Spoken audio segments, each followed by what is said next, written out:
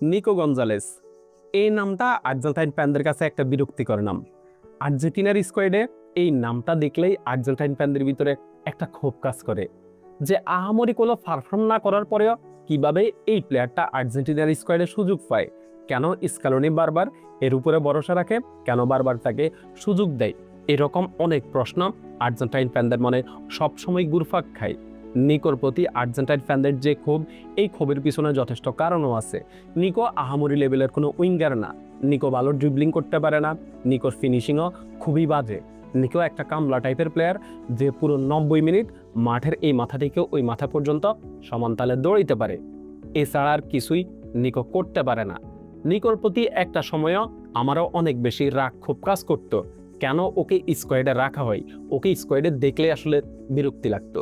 কিন্তু স্ক্যালোনি নিকোকে নিয়ে কি প্ল্যান করতেছে 2026 বিশ্বকাপে, নিকোকে স্ক্যালোনি কিভাবে ইউজ করবে, এটা যখন আস্তে আস্তে একটু হইলেও বুঝতে পারতেছি, তখন আসলে নিকোর উপরে একটা ভরসা পাইতেছি।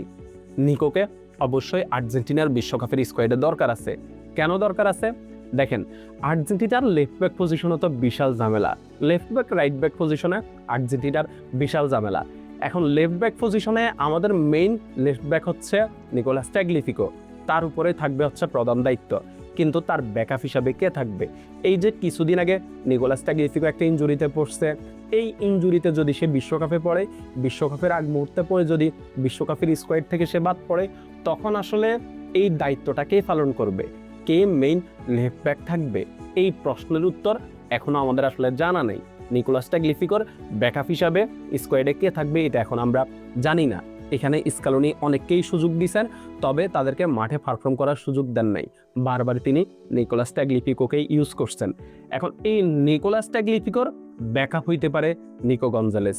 কিভাবে হইতে পারে? নিকো গঞ্জালেস ওই যে একটা কামলা টাইপের প্লেয়ার, নিকো গঞ্জালেসের ভিতরে স্পিড আছে, নিকো গঞ্জালেসের ফিজিক্যালিটি দুর্দান্ত।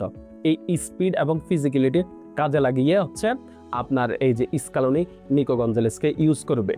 নিকোলাস ট্যাগলিফিকোর ব্যাকআপ হিসাবে কিছু ম্যাচ আমরা হয়তো নিকো গঞ্জালেসকে যেমন লেফট ব্যাক পজিশনে দেখতে পারি, তেমনি নিকো গঞ্জালেসকে স্ক্যালোনি এই যে লেফট উইং ব্যাক হিসেবে ইউজ করতে পারেন।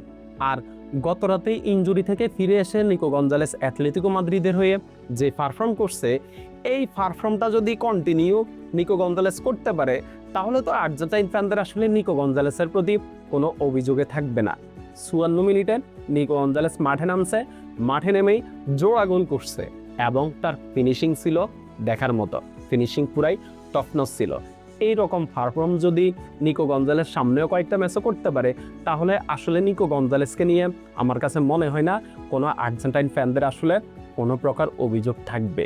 নিকো গঞ্জালেসকে আর্জেন্টিনার স্কোয়াডে দরকার আছে, এবং নিকো গঞ্জালেস যদি তার সেরাটা দিতে পারে, সেটা অবশ্যই আর্জেন্টিনার জন্য আপনার প্লাস পয়েন্ট হবে।